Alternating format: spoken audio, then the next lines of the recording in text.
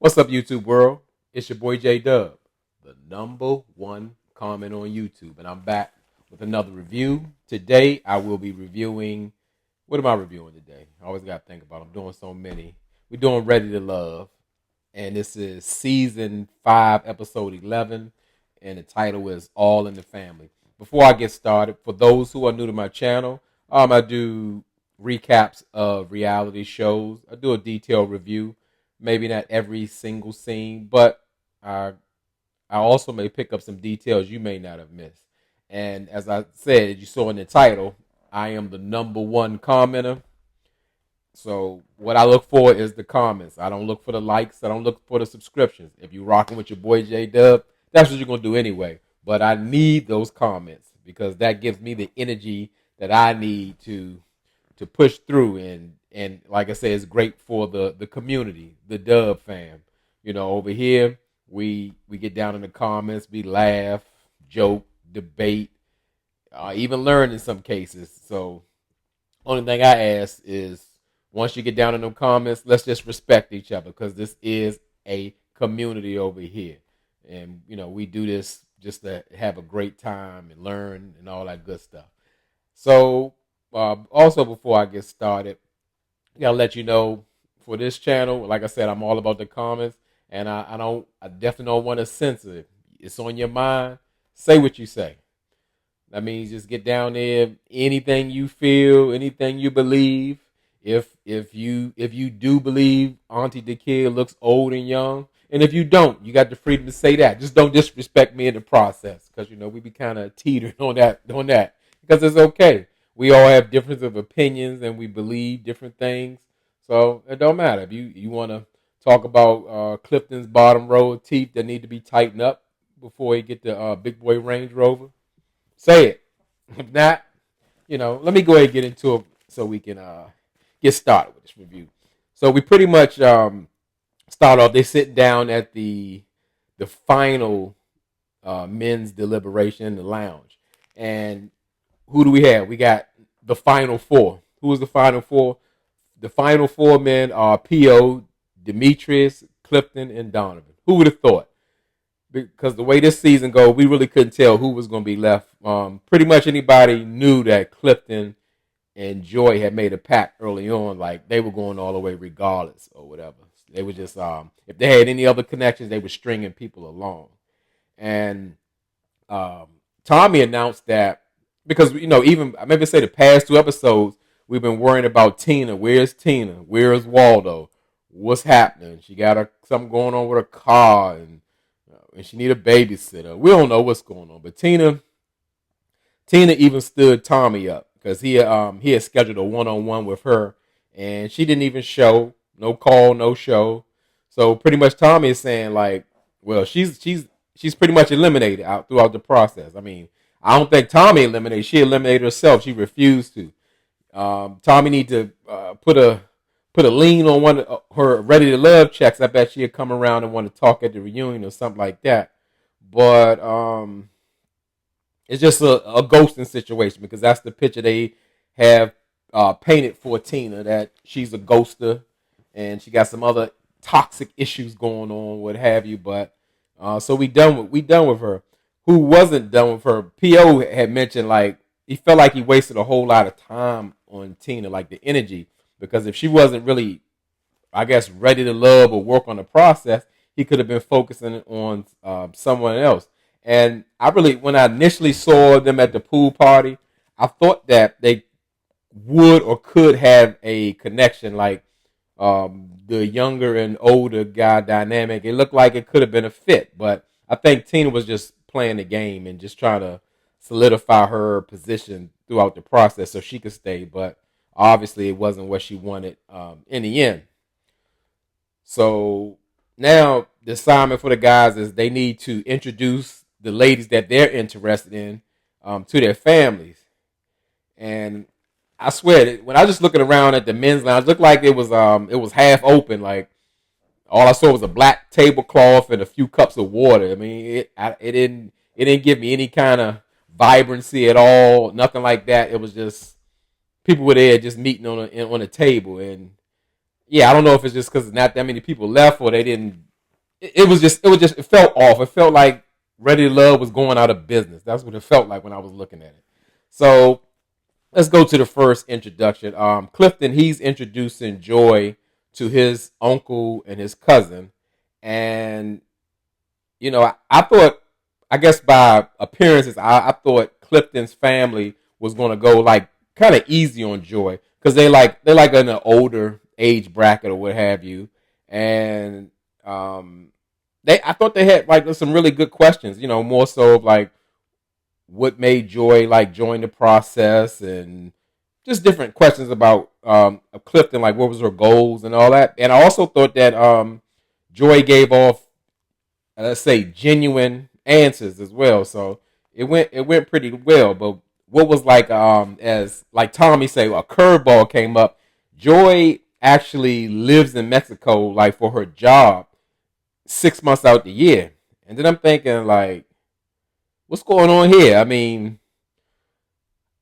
Joy jumps in this process to find love, but then she has to go out of the country for 6 months. I don't know if she's working on a resort in Mexico and she's singing or what have you, but either way, that's problematic. I can see how she hasn't like really been in a relationship at all because she's gone half of the year out of the country. She didn't go to New Jersey or nothing like that. She's in Mexico. So that's the thing. So I got kind of confused. I'm like, what, is she a plan, an actor, or what? I don't know what's going on. But obviously Clifton knew, but you can tell like he's not happy. And his people wanted to know, like, that was concerned, like, how could that really work? And I totally agree with that. I know some people, I guess, can maintain long distance relationship, but to me that's a little that's stretching it. That's that but maybe it's some people it'll work for. But do I believe that Clifton could be in a brand new committed relationship with Joy and her being in another country? No, and it's probably how Joy. I guess I'm assuming that Joy deals with men like I guess they together when they together and they enjoy the time that they have because in no way you could be apart for that long of a time and really have a true committed relationship. That's just what I believe. So, I mean, just looking at it, it's the show overall is running thin. When I say it's running thin, it's like now they're creating scenes like instead of like connections or interactions. You can tell it's like production prompt at this point, and we see Donovan. He's supposed to meet up. He's supposed to meet up with Sabrina, and you can tell like throughout this process, Donovan he's upset. He's really upset about something. We don't know exactly what it is, and now I see how him and Phil from last season are great friends because Donovan gets to looking on that ground, while he talking. He doesn't do it as much as Phil, but they do the same thing on the ground. Phil, he stay on the ground like his cue cards on the ground or whatever. But we find out that Donovan is really offended with Sabrina because she put it out there like she doesn't trust that he's ready to love because I guess of his recent divorce. I think he's been divorced maybe 3 to 4 months, and she's questioned it. And as I brought it before, that we could say the same with Sabrina. Her timeline's a little iffy and funny, and maybe he should have mentioned that, but he was really bothered by that. And Donovan was so upset by that or her making that accusation. He even brought like Demetrius in it, saying like, "Well, you wasn't consistent with me or Demetrius." I'm like, "Oh, you really going there, Donovan?" I mean, that's not a good look. I get it. I'm thinking like, well, we know you already have made your move with Carmen, so right off to the sunset. I mean, if they're making you talk with Sabrina or whatever, or have some type of closure meeting, have it, but have some dignity about yourself. It does. It looks bad, and Sabrina in her confessional called Donovan a big baby, and in this scene, it looks like he's earning it. It looked like he's about to cry and all that. It looks pitiful. But like I said, mention another man to your potential person is a no. Even in this process, it makes him look like real weak. But just watch the way Sabrina moves. It looks like she was just like really just playing the game because she will find a reason to not like or discard a guy or whatever. As soon as he do something she don't like, she's done with it. And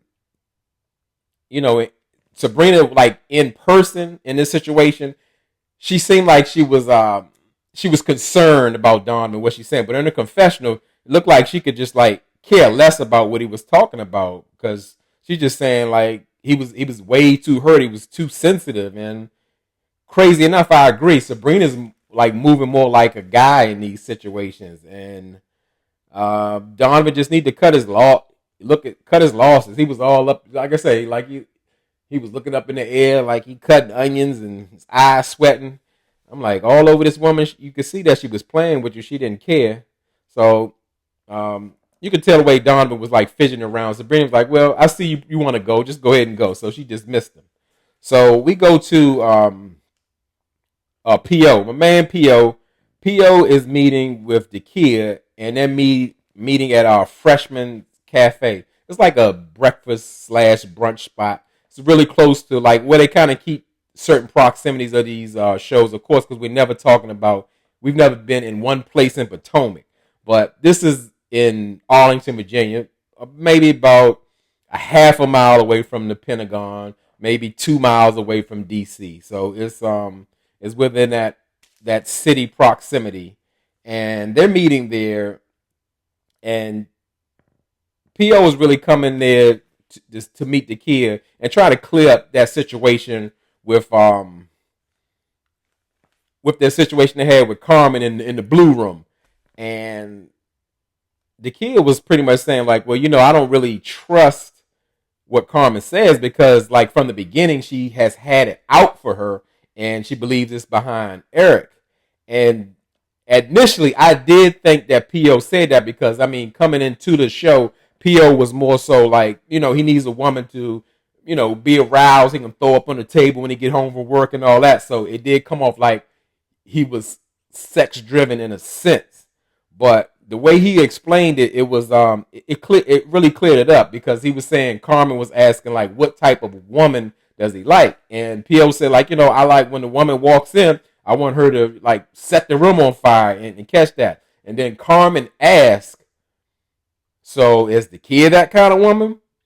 And PO told her like that's none of your business. And just like I was saying with Sabrina and Donovan, I don't believe you should cross discuss other people. If you have interests with me, let's talk about you and me. So that's how like PO did it, and I respect that, and that's how I would move in the same way as well.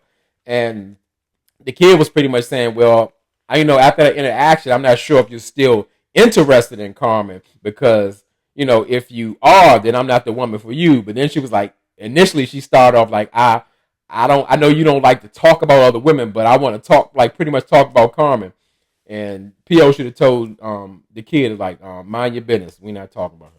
But no, I got it. You gotta let that one slide because that did involve the kid when she talking. And then the kid didn't miss the opportunity to let Carmen and everybody else know like, well, you can't like body shame me or you like down me like the way I look. Mine's is gym built and yours is purchased on the surgery table. And that was the line. That was a pretty good line that Auntie the kid got on Carmen. I liked it too, so she had to use it one more time. So I get it. But after they had cleared that situation up, because it really felt cleared up and understood, because normally when somebody's explaining something to you and it started to make sense, like you could possibly say, hey, that's I believe that to be the truth. And in this case, I do believe that. So PO was saying pretty much he wanted to introduce the kid to his brother. Or he said his family. And the kid was kind of thrown back. She was like, well, pretty much she said in a confessional, they feel more like it was a friendship or it's not like so romantic or whatever. So she's kind of thrown back, but she's going to go ahead with the process because PO asked her, in which I thought it was, she was being a good sport about it. So we go to Donovan. Donovan, he's meeting with Carmen. He's introducing Carmen to his mother, and they're meeting at the Bodega restaurant, and that is in the heart of Georgetown, the famous shopping district and restaurants. Right, pretty much is on the same street as Georgetown University. Half a mile from Virginia, like just crossing the bridge. So they down there. Donovan walks in with his mom, and you could tell it's almost like the little boy comes out of Donovan when he's walking with his mom, and once like Carmen gets there, you could kind of see that his mother kind of takes to Carmen, like it's a very natural vibe, and Donovan thought like his mom will be a little hard on her because she feels like no one is good enough for him. But that's not the case with Carmen. Carmen, she came in, she bought flowers for his mother, and she bought flowers for him. I thought that was in good taste or what have you. You know, I don't want no flowers, but I thought it was a positive gesture, very thoughtful, and the mother seemed to appreciate it. And yeah, it was more so like a conversation instead of an interrogation, and so much so that Carmen and Donovan's mother enjoyed each other. The mother wanted to exchange numbers so they can talk, and Donovan was like, "Whoa, whoa, whoa!" You know, he put a stop to that. So maybe he's not 100% sure about Carmen yet. So he didn't approve of that, but his mom did approve of Carmen. So we think it's something there, like they're moving forward. So the next scenario, which I would say like reminds me of a forced kind of situation. Demetrius isn't really, let's say, going on a date with Sabrina, but he's meeting her to kind of clear up things of where they were because they have, I guess, a situation, as Sabrina would say, a struggle in like a power dynamic of like who's supposed to chase who and who's going to make the first move and all of that. So Demetrius is looking like real nervous about meeting Sabrina. As I said, her energy gives off that I'm gonna go with her. How she said it's a more aggressive vibe, and Demetrius gives off a more passive vibe, even though he hates her using that term. And that's how it comes out. Like I said, it seems like Sabrina is the guy in all these relationships. She's sunning all the guys. So Sabrina was pretty much trying to clear up with Demetrius about the differences that they have, and she went on to this black empowerment speech about building and growing a family that they want to focus on, I guess, generational wealth, but not focus on the material side of it and all of that. And Demetrius, he seems agreeable because it's like now he really wants to be involved with Sabrina, and they're still talking about more so this submissive role and everything. And Sabrina was saying, like, when I heard that, it didn't align on what I had. Maybe I had the wrong perception of what submissive is. It just more so felt like I'm going to lose my identity and you're going to run everything. And Demetrius like, no, that's not what it is. He's like very agreeable now. It's like he's a different Demetrius. Not that he's coming with so much energy, but now you can tell more that he is he's more interested in Sabrina than before. And now they bring up an issue. It seems like Sabrina's just trying to bring up any issues, or she wants to iron everything out before they get in a relationship, before they get married. I guess the last issue Sabrina has with Demetrius is that he wants his wife to take his last name.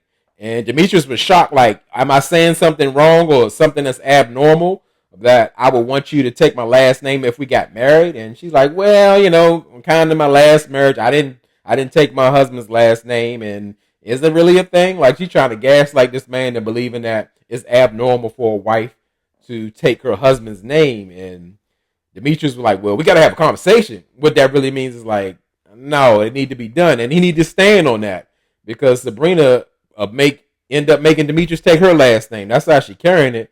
So, yeah, the more and more I see Sabrina, I see like a game player. She's playing a good part of the game because she's going to create a bar again that you can't reach, or you're going to get, or something's going to happen where y'all going to break the connection up. So more so, Demetrius is just trying, I guess, make it work with Sabrina. And so much he feels like what they talked about cleared everything up. And it didn't look like that, and it didn't feel like that at all. So I guess in his mind, he's going to invite Sabrina to meet his family.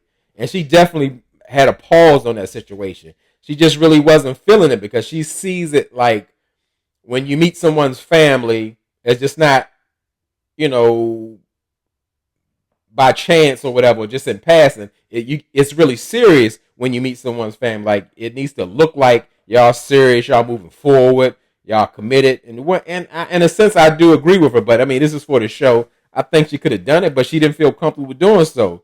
And you could tell Demetrius was kind of thrown off by that because he just knew, like, oh, we good. We cleared this up. Now we're going to move to the next step. Not the case. So go to the next scenario. We see P.O. and his brother. They meeting the kid, and they meeting them at an Italian restaurant, Dolce Vita. That's in Fairfax, Virginia. That's probably about 20 minutes. I'm going to say 20 miles outside of D.C. and in Northern Virginia. It's near George Mason University. So the kid shows up, and I thought she had let's say a bright and respectful personality, because they always accuse the kid of being like, so what do you call it, business like or whatever, and she can't seem to kind of shake that characteristic off of her. And I mean, she's answering the questions from P.O.'s brother, and P.O.'s brother, they look different. Like, you could tell he's his younger brother, but they got like the same voice. P.O.'s brother's voice may be in a different, like a softer tone, but they talk like just alike. Because if you close your eyes, like, oh, that's P.O. whispering. That's what it sounds like. But the meeting was short and it went well, or what have you. And P.O. wanted his brother's like take on the kid, and you know, his brother was saying like pretty much he's impressed by the kid. You know, she got a lot going on for her, and she's nice, attractive lady, or what have you. But more so, he felt her answers were like textbook, like she was doing more like an interview. Like I said, it doesn't seem like the kid can shake that stigma of being like so professional or whatever. So he feels the same way. But P.O. wants to know, like, is she solid? Like, and his brother can't deny that. Like, yeah, the kid's solid, but like, is she really the one for you? He really can't say that. So it looked like P.O. was kind of taking that in and like understanding what his brother was saying, because I guess he trusts, you know, what his brother says or his opinion. But to me, it comes off like the show is like trying to force the connections because we're running out of people. Because I don't really see P.O. with the kid. Not that is anything wrong with the kid or P.O. It's just they don't seem like a good fit, you know. And for real, from what I saw, like I said, I thought Tina was a better fit, but she don't want to participate. What can you do? I think P.O. want a PYT instead of an auntie. But okay, that's just what I think. So we get down to the final four men's lounge. This is their last deliberation, and they just going over like how their dates went. Clifton told Tommy that he had met with Joy to meet with his uncle and cousin, and Joy seemed to just fit right in the family dynamic. Like, they wanted, you know, to see her or want her to be around. And of course, the problem came up where like Joy is going to be in Mexico half of the year, and that's a real concern. But Clifton seems like that's not like such a big problem, or he's willing to do what it takes to make it work. So P.O. told Tommy that he met with the kid, met with her brother, and that, you know, her brother thought that she was a solid woman and everything like that. But Tommy seemed like he seemed very skeptical about the connection with P.O. and the kid. And I mean, I understood, but I'm thinking it's production based for real, because he's trying to find out, like, at all this time, why now do you want to be with the kid at this late in the game? We got decision day, the next episode for real, and I got that. I'm thinking, you know, I was thinking P.O. was going to say, well, you know, I was kind of focused on Tina. You know, she get like Casper the Ghost on it, so I had to kind of revert my attention to somebody who I found attractive or interesting, And I went there, but P.O. was almost like, nah, I ain't faking with you, Tommy. I'm just like going through the process. And P.O. and Tommy like, yeah, I'm watching you, Paul. I'm watching you, because he don't trust that he's being genuine.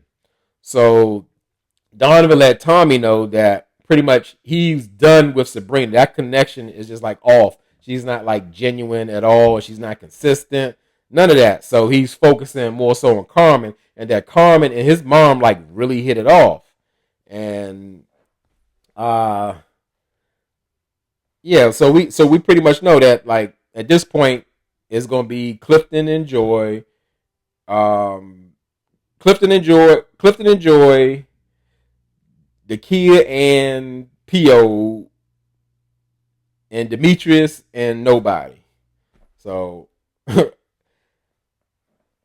one thing I did notice when Donovan was talking, he was just like pretty much his mom is just such a, I guess, a great friend, almost like his sister or whatever. I could see like he was really close to his mom, but it didn't really feel good to hear it or whatever. Like I could tell they were extra, extra, extra close. Like, and because Donovan mentioned like no one has like really ever met his mom. And I'm thinking like, weren't you married before and you got 2 children by a lady? I'm thinking, but she never met the mom either. But okay, people like on all these like dating shows like to put the reality like that person is the first for everything. Like I've never introduced anybody to my parents. Nobody ever sat in this passenger seat of this car ever.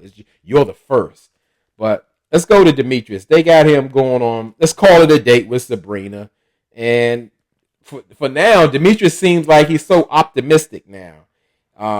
Even though Sabrina declined to meet his family, he's still all in, because even Tommy in the deliberation had let Demetrius know like, man, if she turned me down to see my family, she can't break bread with me. I couldn't even see her the same way. And Demetrius like, well, I kind of understand where she was coming from. I didn't agree with it, but he's not going to hold that against her, because they're on like a rebuilding phase or whatever, when the next day is going to be decision day or whatever. So it is kind of wild. So as I said, Demetrius met with Sabrina, and like I said, he's focused on like resetting or whatever.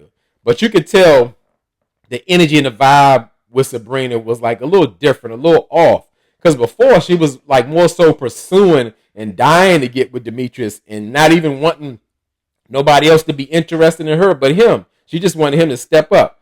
But now it's more so looking like she's just playing the game. She's made it to the end, and Demetrius thinking like, hey, now we can move forward. We can start reset this button, and we can be together or start working on something.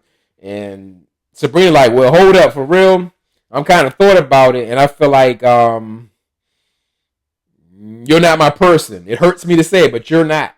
And Demetrius like, well, I thought we could work it out, or we were rebuilding. Like, he was low key still begging, like, we could try. I was ready to move forward with you. She done told you more than once, you ain't it.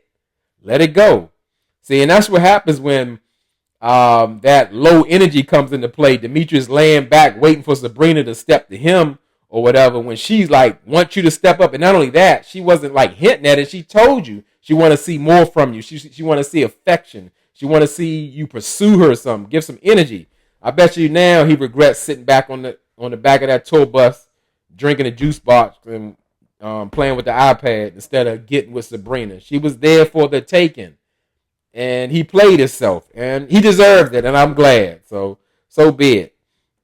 So, that was pretty much it. Sabrina just pretty much self-eliminated. She's done. Her person isn't here. Donovan's out. Demetrius out. She moving on. She made it to the end according to her. Got all the time she won out of it. So that was pretty much it. So again, the next episode is going to be, when people are meeting at the bridge or at the lake or whatever with the flowers and find out they ready to love and all that. I just don't see P.O. and the kid getting together, because it looked like they was on top of a building or something. So, maybe they're going to be like, well, we'll just be friends, something like that. But we're going to see. I'm going to just tell you, this season has been really disappointing, because how could they really put out a quality product with it being so so little time in between seasons. I'm really disappointed. I take this personal. This is my area. This is where I come from. This is where I lived all my life. I wanted to see something better than this both times. But this season, this second one, oh my goodness, I'm too disappointed. But enough about that. Y'all drop down in the comments. Let me know what y'all thought. Anything I missed, anything you want to add, all of that. And just keep rocking with me. I'm a little behind because I'm, in my real estate journey, in my studies and all that. So I'm going to still keep trying to push these videos out so I can get them to y'all because y'all showing overwhelming support. Y'all want to hear from me, and I certainly appreciate that. I wish I could put all the videos out in one day.